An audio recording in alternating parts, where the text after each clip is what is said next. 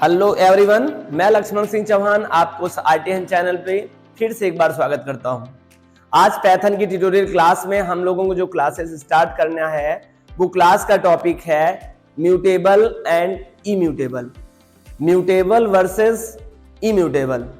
हमें आज एक दो टर्म के बारे में समझना है, क्योंकि प्रीवियस लेक्चर में हम लोगों ने बात किया था memory management, object and object management. क्योंकि मेमोरी का प्लेस को हम लोग यहाँ पे ऑब्जेक्ट ही कहते हैं, तो ऑब्जेक्ट क्या होता है और ऑब्जेक्ट का मैनेजमेंट कैसे किया जाता है।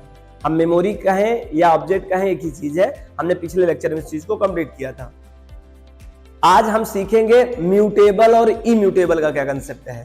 तो मैं प्रीवियस क्लास का कुछ लेक्चर थोड़ा सा समझा पाऊं, क्योंकि अगर आप पहली बार हमारे इस चैनल पे यूज कर रहे होंगे और ये टॉपिक देख रहे होंगे कि मुझे म्यूटेबल और इम्यूटेबल समझना है। जैसे मोस्टली क्या करते हैं, अपने प्रॉब्लम को बच्चे डायरेक्ट टाइप करते हैं और सर्च कर लेते हैं, तो सर्च आने पर अगर ये आ गया होगा तो आपने हमारे पिछले लेक्चर नहीं देखा होगा। तो आप इस चैनल पे आए हो और आपको म्यूटेबल और इम्यूटेबल ना समझ में आ पाए, इसके लिए मैं बेहद जिम्मेदारी वाला काम कर रहा हूं कि मैं पहले आपको इससे पहले थोड़ा सा मेमोरी मैनेजमेंट बता के तब आपको म्यूटेबल इम्यूटेबल समझाऊंगा, तो आसानी से समझ में आ जाएगा।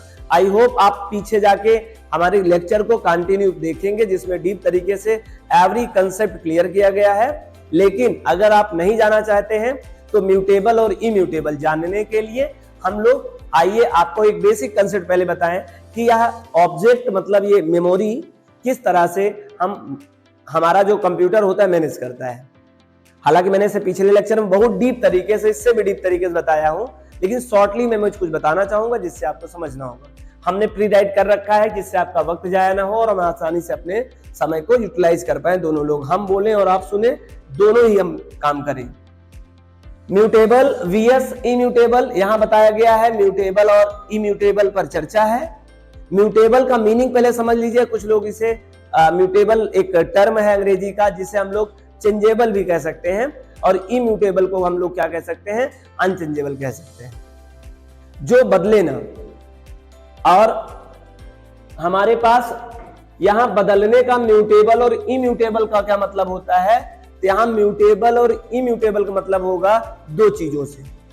लेकिन हम उसकी चर्चा करें उससे पहले बेसिक कंसेप्ट क्लियर कर दे, इसलिए उसकी बात नहीं करता हूं। अभी मैं जो चर्चा करने वाला हूं म्यूटेबल और इम्यूटेबल पर नहीं चर्चा करने वाला हूं। अभी मैं जो चर्चा करने वाला हूं उसके पिछले वाली क्लास में जो चर्चा किया बहुत डीप तरीके से, उसी को शॉर्टी में 1 मिनट में आपको समझा पाऊं जिससे क्लियर हो पाए चीज, फिर आपको मुझे इम्यूटेबल और म्यूटेबल समझाने में काफी बेहद आसान रहेगा। देखिए, सबसे पहले दिस इज आप सबको पता है, this is object name, this is a constant value. I hope अगर आपने कांस्टेंट वैल्यू मेरा पढ़ा होगा तो आपको आसानी से समझ में आया होगा this is a which types of constant value. Sure, this is a integer constant type value. ये इंटीजर कांस्टेंट टाइप वैल्यू है, इसका मतलब फिर ये कांस्टेंट वैल्यू है। मैं लिख दूं आपके लिए, इंटीजर कांस्टेंट वैल्यू, ये इंटीजर कांस्टेंट वैल्यू है। सर कांस्टेंट किसी क्लास का होता है तो आप कहिए सर इंट क्लास कांस्टेंट का कांस्टेंट वैल्यू है, और ये कांस्टेंट वैल्यू जाके किसी पे होल्ड हो रही है, उस होल्ड वाले प्लेस को हम लोग ऑब्जेक्ट कहते हैं। प्लेस को, ए को नहीं, ए is a not place, A is only noun, name of place, it is a not object. आप याद रखना, मैं ए जब कहूंगा तो बहुत सारे बच्चों को डाउट है, ए is a object, not, A is a not object, A is only identifier of object. Object means क्या, प्लेस, यह एक जगह का केवल आइडेंटिफायर है ए। अगर आपको ये आइडिया नहीं आ रहा है तो प्लीज आप ऑब्जेक्ट के बारे में बहुत अच्छे से मैंने डीप में लेक्चर दिया है, डिस्क्रिप्शन लिस्ट में मिल जाएगा, आप जाके वहां से राइट देख सकते हैं, बहुत अच्छे समझ में आ जाएगा आपको। ये ऑब्जेक्ट नेम है, और ये ऑब्जेक्ट किस टाइप का कहलाएगा, जिस टाइप का कांस्टेंट होगा। किस टाइप का कांस्टेंट है, इंटीजर टाइप का कांस्टेंट है, तो ये किस क्लास का कांस्टेंट है, इंट क्लास का कांस्टेंट है, और जो जिस क्लास का कांस्टेंट होता है वो उसी क्लास का ऑब्जेक्ट होता है, तो हम इसे इंटीजर ऑब्जेक्ट नेम बोलेंगे। This is a integer object identifier, A is a integer object identifier. Object मतलब प्लेस, इंटीजर माने इंटीजर टाइप का एक प्लेस है और उसका आइडेंटिफायर नाम क्या है, ए है। इसी को ऑब्जेक्ट नेम से भी हम लोग बोल सकते हैं। शायद आपको बहुत डीप में बता दिया, फिर से एकदम सिंपल बताऊं अगर पहली बार लेक्चर में आए हैं तो। पहले आपको right hand side left hand side दिख रहा है, this is a right hand side, this is a left hand side. Right hand side जो भी होता है उसे वैल्यू कहते हैं, और यहाँ वैल्यू कांस्टेंट टाइप की होती है, हालांकि वो एज अ ऑब्जेक्ट नेम भी कभी कभी हो सकता है। ये कांस्टेंट डायरेक्ट वैल्यू है, और डायरेक्ट में किस टाइप की वैल्यू है, इंटीजर कांस्टेंट वैल्यू है। सर आप कैसे कह सकते हैं, या how to identified this is integer constant value, हम कैसे कहें this is integer constant value, because this number is not preceded by decimal point. ऐसा संख्या जिसमें दशमलव बिंदु नहीं लगा होगा वो पूर्णांक संख्या कहलाती है, इंटीजर संख्या कहलाती है। इसलिए हम लोग डायरेक्ट इसको अंडरस्टैंडिंग कर सकते हैं कि this is integer constant value.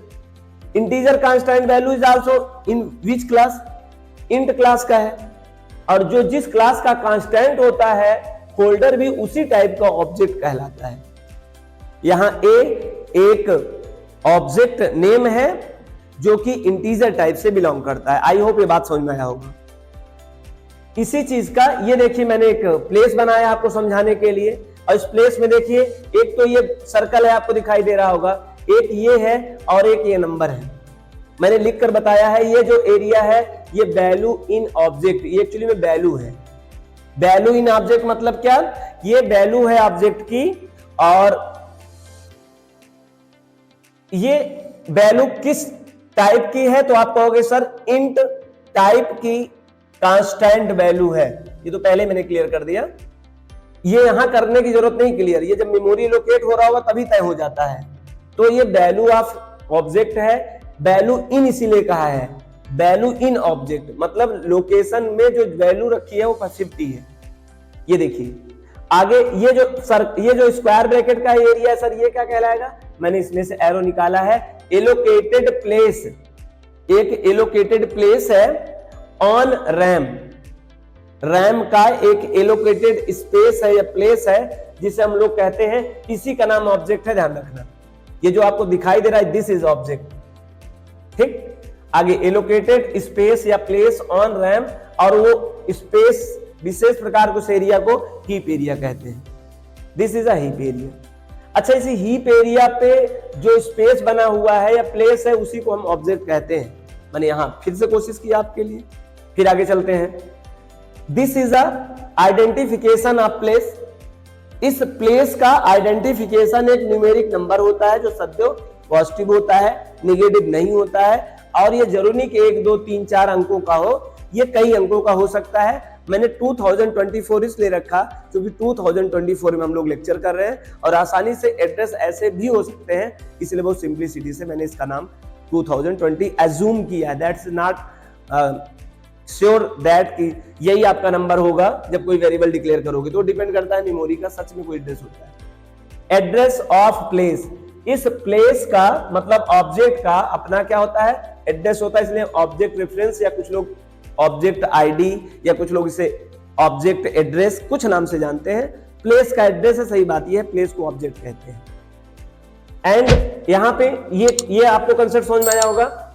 अब ये ए क्या है सर, ए कहां गया, ये एरिया हीप का था, दिस इज अ, ये क्या है सर, ये देखिए मैंने एक्सप्लेन किया है, ए इज रेफरेंस। ए क्या है, एक रेफरेंस है या टैग है या ऑब्जेक्ट नेम है या आइडेंटिफायर है। फिर सुनिएगा, यहां पर ए क्या है सर, ए क्या है, यहां पर ए एक रेफरेंस है, क्योंकि रेफरेंस रख रहा है इसलिए मैं रेफरेंस कह रहा हूं। यह टैग है, टैग नेम है या ऑब्जेक्ट नेम है या आइडेंटिफायर है, and it's hold the address of object. और ये क्या कर रहा है, ये ऑब्जेक्ट मतलब ये स्पेस का, इस प्लेस का ये जो आईडी है उसको ये होल्ड किया हुआ है, और ये इसको अब देख रहा है, इसके साथ लिंक्ड है। तो ये ए जो है वह भी रैम के एरिया में है, और यह एरिया कहलाता है स्टैक। मतलब जो ऑब्जेक्ट का नेम होता है, नाउन ऑफ प्लेस होता है, वो आइडेंटिफायर होता है, वो रैम के स्टैक एरिया पे रहता है। और जो एक्चुअल में वैल्यू होता है, जो एलोकेशन होता है, वो एलोकेशन होता है हीप एरिया में। और हीप एरिया का अपना क्या होता है, आईडी नंबर होता है, रेफरेंस नंबर होता है। वो कौन कैच कर रखता है, कौन देखता रहता है उसको, असाइन कौन कर लेता है, ये कर लेता है। भाई इसके पास है क्या, इसके पास एक एड्रेस है, इसके पास आ गया। और यही कारण है जब ए को कोई प्रिंट करना चाहेगा तो बार बार जो जिसको देख रहा है वही वैल्यू दिखाएगा, है ना। एग्जैक्ट। जरा सोचिए इस बात को समझने के लिए, अगर आप इस समय इस लेक्चर को सीन कर रहे हैं और आपके कोई भी पर्सन जो आपको जानते हो अगर आए तो आपको देखेंगे तो आपके नजरों से पकड़कर उस व्यूज पर आ जाएंगे, क्योंकि आप कहां देख रहे हैं, हमको देख रहे हैं। ठीक उसी तरह से जब हमारा ऑपरेटिंग सिस्टम, इसके अंदर बहुत सारी चीजें होती हैं, बाद में बात करेंगे, बहुत डीप में हो जाएगा। कुल मिला कितना समझिए, जो ये ए है ये ऑब्जेक्ट नेम है। ऑब्जेक्ट नेम किसी भी हीप एरिया के एलोकेटेड एड्रेस को अपने पास मेंटेन करता है। यही कारण है कि ये जो ए है ये इसको देखता रहता है। जब भी ए के साथ कुछ भी आप चाहोगे इस वैल्यू पे काम हो। ए का मतलब इसको देखना। चलें, ये बात क्लियर हो गई। अब दूसरा मेथड देखिए, दूसरा तरीका क्या बताया गया है, ए is equal to 100 and B is equal to 100। हमने दो सेम वैल्यू अलग अलग ऑब्जेक्ट पे रखा। यहां ए ऑब्जेक्ट नेम है, उसने क्या हुआ, ऐसा लग रहा है कि हमने ए और बी दो अलग अलग ऑब्जेक्ट है तो दो अलग अलग वैल्यू रखा। यही नहीं होगा।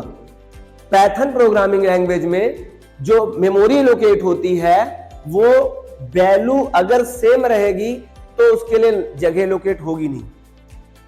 The compiler RPBM do not consume the space,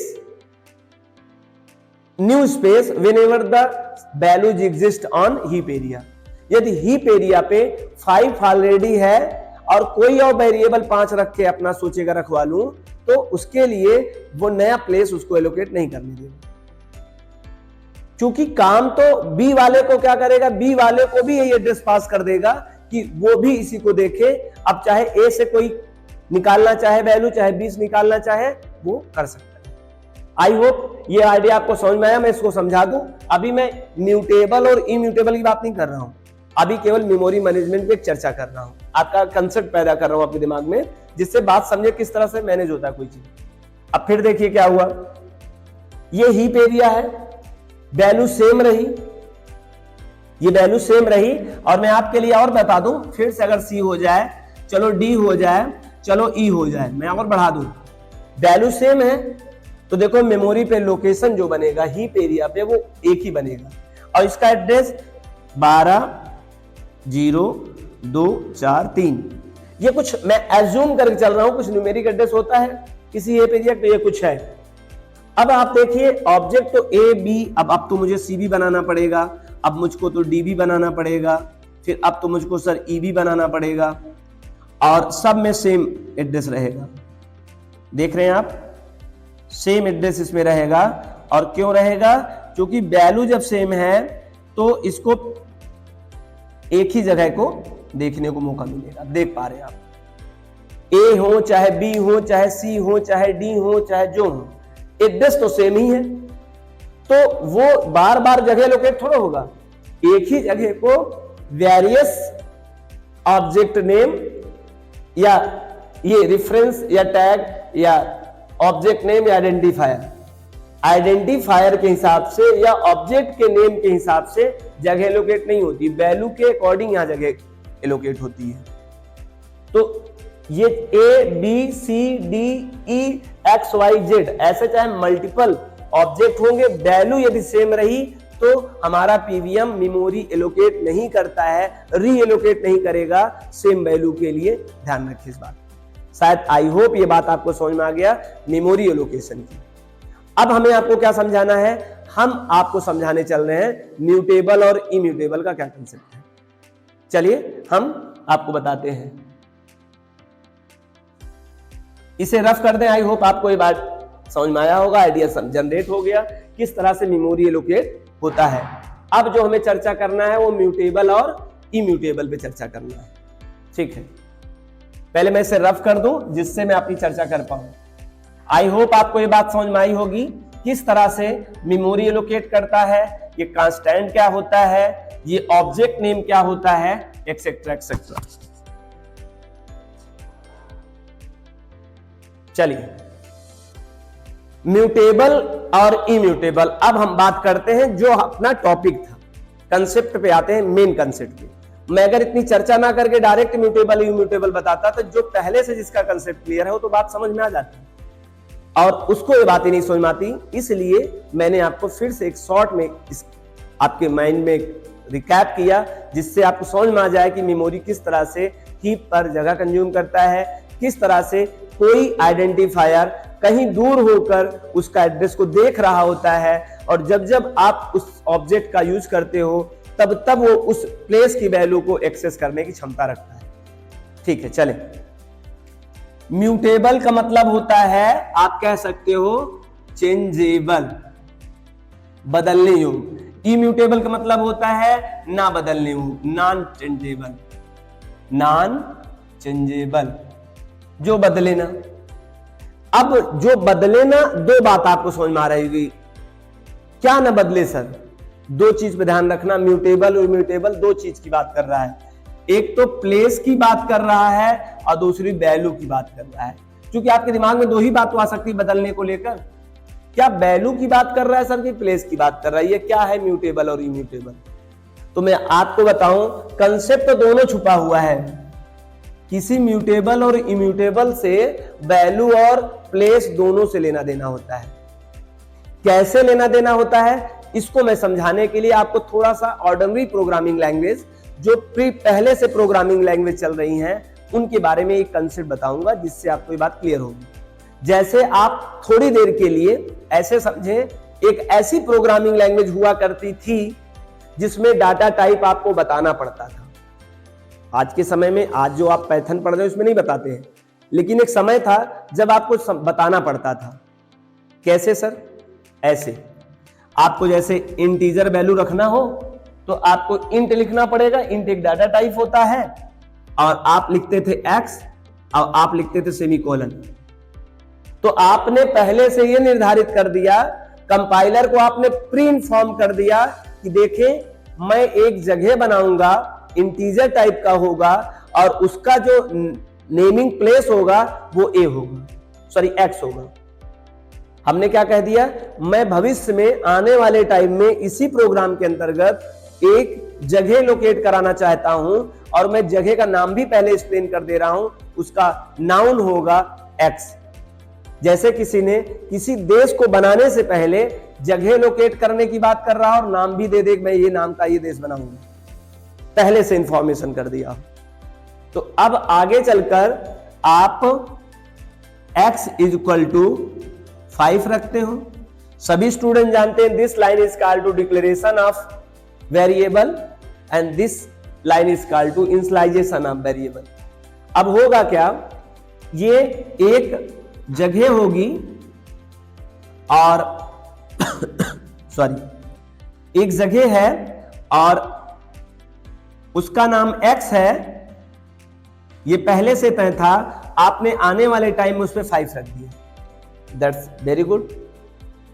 अब मैं जाकर इसी x पे दोबारा 10 भी रख सकता हूं, जी रख सकते हैं, इसलिए तो इसका नाम वेरिएबल है, वेरी करने वाला, जो बदल जाए अगले पर, लेकिन बदल जाए, लेकिन अपने इस डिक्लेरेशन के डाटा टाइप के बयान काम नहीं कर सकता है। इंटीजर है तो वो कोशिश ये करेगा इंटीजर या इंटीजर से कम वाली वैल्यू उस पे कंज्यूम कर सकता है। तो कुल मिला के आप यहां पर x इक्वल टू सोचे कि 10.5 कर दें तो नहीं कर पाएंगे। क्यों नहीं कर पाएंगे? आप सब जानते हैं कि इंटीजर टाइप का अगर आपने डिक्लेयर किया है और आप बाद में उसको दूसरे नंबर पे डिक्लेयर करोगे तो एरर हो जाएगा। चलें, ये बात आपको समझ में आया। इस नेचर को हम लोग बोलते हैं static data nature, static data type है ये। क्योंकि एक बार आपने अगर किसी की जाति तय कर दिया तो आप उसको चेंज नहीं कर सकते हैं। ठीक है, चलिए, अगर आपको करना है तो इंटीजर ही करना पड़ेगा, चाहे बार बार बदलिए। चलिए फिर x पे मैं गया और रख देता हूं 20, ऐसा कर सकते हैं। क्या होगा, आपने x पे 5 रखा था, कोई प्रॉब्लम नहीं। नीचे लाइन में आते हैं, आप x पे क्या री इनिशियलाइज कर देते हैं 10, तो क्या होगा, ये 5 हट जाएगा, हट जाना in the sense of overwrite हो जाएगा, और उसके स्थान पर 10 हो जाएगा। अच्छा, इसका एड्रेस भी होगा, चलो एड्रेस मान लेते हैं 2024। ये एड्रेस था और ये पहले 5 था, लेकिन ओवरराइट होके क्या हो गया, 10। सर प्लेस तो नहीं बदली, वैल्यू बदल गई। ध्यान सुनिएगा, प्लेस तो नहीं बदला, वैल्यू बदल गया। मैंने आपको पहले भी कहा था ये कहानी है प्लेस और वैल्यू की। इसमें हुआ क्या, प्लेस तो सर नहीं बदला, नो एलोकेट। ध्यान सुनिएगा, यही कहानी शुरू होती है। और वैल्यू चेंज हो गई सर, नया प्लेस नहीं जनरेट हुआ और वैल्यू चेंज हो गई। यस, आगे देखिए फिर भी ऐसा हुआ है। x इक्वल टू क्या कर दिया आपने, 20 कर दिया। अब ये बेचारा प्लेस नहीं बदलेगा, नो एलोकेट प्लेस, ऐसे में प्लेस नहीं बदलेगा, वैल्यू बदल डालेगा। फिर से x इक्वल टू 50, अब फिर इस पे 50 रख लेगा।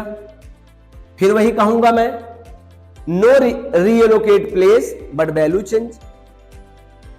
आप इस तरह का नेचर देख रहे हैं, इसी को हम लोग बोलते हैं इम्यूटेबल नेचर। क्या बोलते हैं, इम्यूटेबल नेचर। तो जरा क्या कहें, किसे कहेंगे इम्यूटेबल नेचर, वैल्यू बदल जाए लेकिन जगह नई एलोकेट ना हो, उसे हम लोग इम्यूटेबल कहते हैं। जो जैसा रहेगा वैसे ही रहेगा और चाहे जो बदल देगा वो नहीं बदलेगा। ये देखिए इस तरह का नेचर है। और इस तरह के नेचर में एक चीज हमें समझ में आया कि this type of nature work on, this type of nature work on variable name not value. इसने जो भी जोड़ दिया है, वेरिएबल नेम चेंज नहीं करोगे तो जगह नहीं नया एलोकेट होगा, वैल्यू बदलती जाएगी। ध्यान सुनना, राइट भी कर सकते हैं इस बात को कि वेरिएबल नेम नहीं चेंज होगा तो वैल्यू बार बार उसी पर री इंस्लाइज होती जाएगी, नया एलोकेट नहीं होगा। ये पुरानी प्रोग्रामिंग लैंग्वेज की ये अपनी व्यवस्थाएं थी। लेकिन नई प्रोग्रामिंग लैंग्वेज में क्या है, आपकी नई प्रोग्रामिंग लैंग्वेज जो आई, जिस आप पाइथन की बात करूंगा डायरेक्ट में, उसमें 2 फैसिलिटी मिली। ये बात आपको शायद पुरानी लैंग्वेज की थी, ये बात समझ में आ गई। C++ जावा की बात कर रहा था, अभी मैं पाइथन की बात कर रहा हूं। इस बात को बना रहने देता हूं जिससे इससे कुछ बात आपको क्लियर होगी भी। आज की जनरेशन जो अभी करंटली आप सीख रहे हैं पाइथन, पहली बात तो वहां पे डाटा टाइप की जरूरत है ही नहीं। केवल आप एक नेम ऑफ प्लेस, मतलब ऑब्जेक्ट का नेम, और कोई वैल्यू दे दीजिए बस। इतना ज्यादा स्मार्ट एंड सेंसिटिव कंपाइलर है कि ऑटोमेटिकली उसकी क्लास बना लेता है, जान जाता है और रीलोकेट प्लेस कर देता है। आपने देखा ये वैल्यू x। अब जरा देखिए, यहां पर आपने फिर x पे क्या रखा, आपने रख दिया सपोज दैट 5। सॉरी, दूसरे वेरिएबल को ले लेता हूं y, फिर मैंने क्या लिया z, और यहां पे मैंने क्या लिख दिया, फिर से रख दूं वही वैल्यू, सेम रखूं मैं वैल्यू 5। x पे 5 रखा है, y पे 5 रखा है और z पे 5 रखा है। वैल्यू तो सेम है, वेरिएबल नेम अलग अलग है। वैल्यू तो सेम है, ये वेरिएबल नेम जिसे ऑब्जेक्ट नेम कहते हैं ये अलग अलग है। सेम टू सेम यही कंडीशन जरा इस साइड देखिएगा। पहले तो मैं इसको बता दूं, इस टाइप का नेचर, उस टाइप का नेचर जिसकी बात कर रहा था, ये डायनेमिक नेचर का है। ये चाहे तो x पे 5, अगले में 5.5 और यहां पर स्ट्रिंग कुछ भी ले सकता है।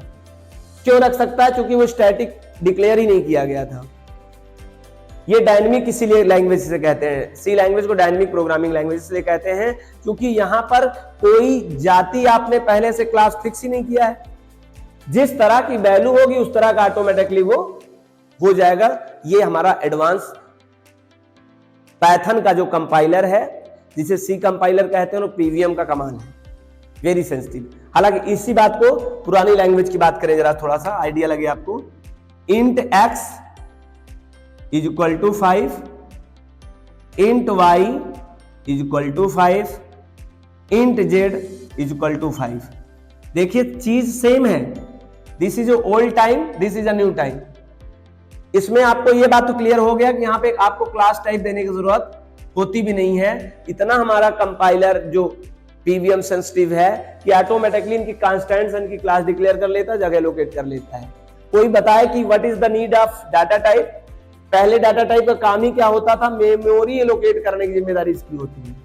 यहाँ ऑटोमेटिकली मेमोरी एलोकेट किया जाता है, इंटरनली कर लिया जाता है।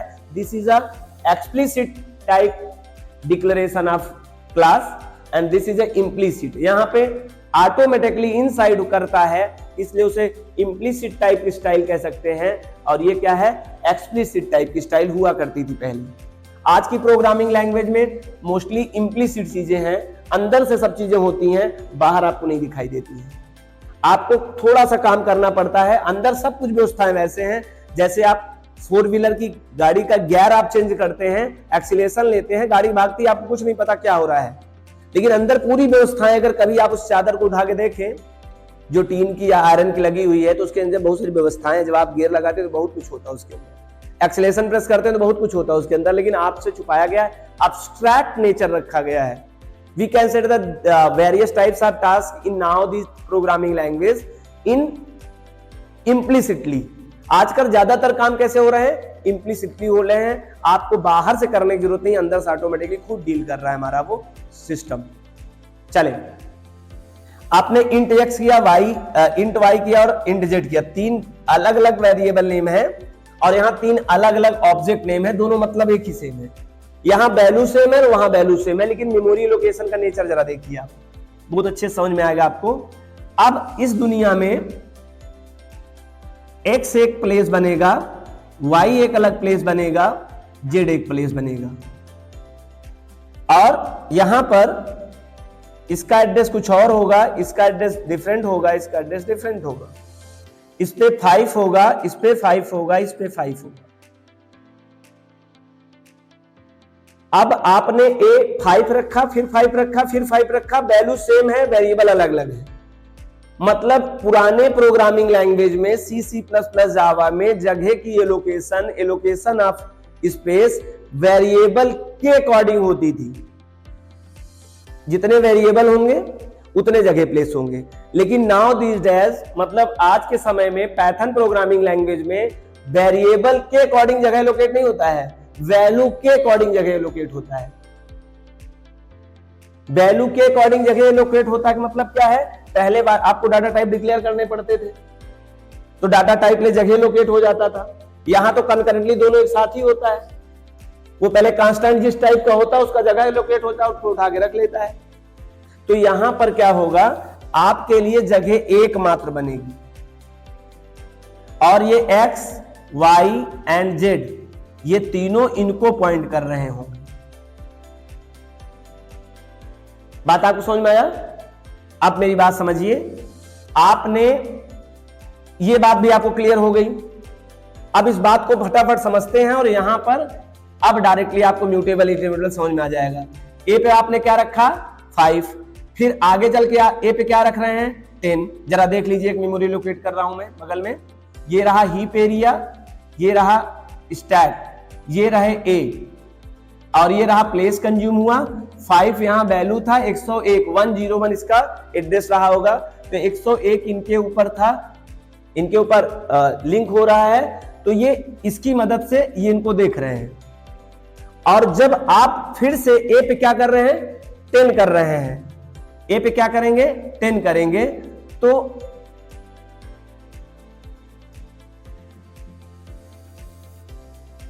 नया प्लेस बनेगा। भले वेरिएबल सेम हो और वैल्यू अगर आपने डिफरेंट कर दिया तो एक नया प्लेस बन जाएगा, वो प्लेस हट जाएगा और ये इसके प्लेस के एड्रेस को पॉइंट करने लगेगा। जबकि यही पुरानी प्रोग्रामिंग लैंग्वेज में अगर आप वैल्यूज पे चेंज कर रहे थे, देख रहे थे, तो उसके लिए नया प्लेस नहीं बन रहा था, ओवरराइट हो जा रहा था।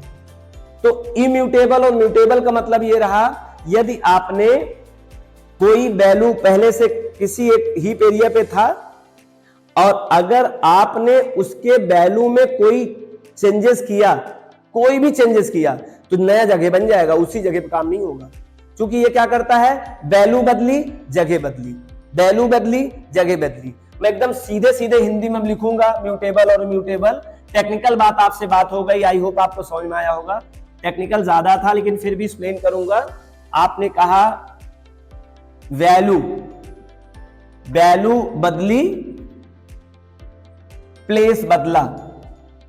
देखो एकदम सादा सीधा लिखूंगा जिससे आपको समझे। वैल्यू बदला, प्लेस बदली, क्या लिखते हैं, बदला। वैल्यू बदला, चेंज हुई, वैल्यू चेंज हुई, प्लेस चेंज हुई। मैं अंग्रेजी में लिखूं the value change, place change. और जब मैं चेंज कह रहा हूं मतलब न्यू प्लेस एलोकेट हो जाएगा, न्यू प्लेस एलोकेट। अगर इस तरह का नेचर है तो इज कॉल्ड, इस तरह के नेचर को इम्यूटेबल। अब ये रही बात इम्यूटेबल की। अब म्यूटेबल की बात ऊपर कर लेते हैं, म्यूटेबल। अब म्यूटेबल का मतलब होता है वैल्यू बदली, इसी तरह लिखूंगा जिससे समझ में आया। वैल्यू बदला, वैल्यू चेंज हुआ लेकिन प्लेस नहीं बदला, प्लेस नहीं चेंज हुआ, वो वैल्यू चेंज हो गई। तो इसे हम लोग क्या कहते हैं, इसे कहते हैं म्यूटेबल। इंग्लिश में अगर इसी बात को समझाएं, आपको बताएं, the value change but place do not change. और जब मैं चेंज कहता हूं तो न्यू एलोकेट नहीं होगा, उसी पुराने जगह पर ही वो काम कर लेगा। इसे कहते हैं आपको म्यूटेबल। म्यूटेबल का मतलब होता है आपकी जगह नहीं बदली हो लेकिन वैल्यू उसी पे बदल जाए। और इम्यूटेबल का मतलब होता है वो जैसे नई वैल्यू आएगी वो पुरानी जगह पर लेगी नहीं, तुरंत नया स्थान बदल देगा, उसी प्लेस पर रहेगा ही नहीं। जैसे आपने ए पे 5 रखा था और आप ए पे 10 रखेंगे तो देखो वैल्यू दूसरी आ गई, तो आपके दिमाग में बिल्कुल हट जाएगा, जो हीप एरिया पे आपने जगह कंज्यूम किया था उसी को राइट कर देगा। जैसे ट्रेडिशनल प्रोग्रामिंग लैंग्वेज होता था, नया प्लेस से लोकेट होगा, नया एड्रेस होगा। और अब ये जो ऑब्जेक्ट नेम था, ऑब्जेक्ट नेम तो सेम ही है, वो इसको पॉइंट करने लगेगा। तो सर ये वाला क्या हुआ जो बॉक्स एलोकेट हुआ था, इसी बॉक्स एलोकेट को ही हम लोग गार्बेज ब्लॉक कहते हैं। ये गार्बेज ब्लॉक है।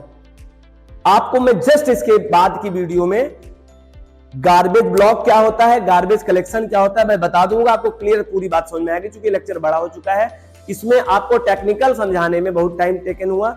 आपको मैंने इस वीडियो में 2 चीज क्लियर किया हूं, चाहे फिर से रिकैप कर देख लेना। ऑब्जेक्ट हम लोग static programming language, static data type क्यों कहते हैं, डायनेमिक क्यों कहते हैं, पुरानी language C++ statically programming language क्यों कहते थे, इसको डायनेमिक प्रोग्रामिंग लैंग्वेज क्यों कहते हैं, क्योंकि उस टाइम में डाटा टाइप आपको डिक्लेयर कर दिया तो बाद में आप उसमें कोई दूसरी वैल्यू चेंज नहीं कर सकते नेक्स्ट लाइन में। जबकि इस पाइथन प्रोग्रामिंग लैंग्वेज में डाटा टाइप देने की जरूरत ही नहीं होती, बार बार आप चेंज कर सकते हो। This is dynamic programming language. फिर मैंने दूसरी बात में क्या चर्चा किया कि म्यूटेबल और इम्यूटेबल क्या होता है। म्यूटेबल का मतलब होता है अगर नई वैल्यू आपने दिया तो उसे नई प्लेस पे ही लोकेट करना है, वेरिएबल भले सेम रहे, ठीक, वो दूसरे को देखने लगेगा, ये वाला प्लेस छूट जाएगा। और ये प्लेस छूट जाता है, इसे हम लोग कहते हैं गार्बेज ब्लॉक। इसके बारे में लिए मैं सेपरेट वीडियो लेके आ रहा हूं नेक्स्ट लेक्चर में, जो आपको समझ में आ जाएगा। आई होप आपको ये लेक्चर समझ में आया होगा। अगर आपको ये लेक्चर समझ में आ गया तो वीडियो को लाइक करिए, और चैनल पे अगर आप पहली बार आए हैं तो सब्सक्राइब करिए, और अपने दोस्तों को ज्यादा से ज्यादा शेयर करिए। Meet next class for a special term, block का कलेक्शन, गार्बेज ब्लॉक क्या होता है और गार्बेज कलेक्शन क्या होता है, दोनों में क्या डिफरेंस होता है मैं बताऊंगा। Thank you so much. Meet next class.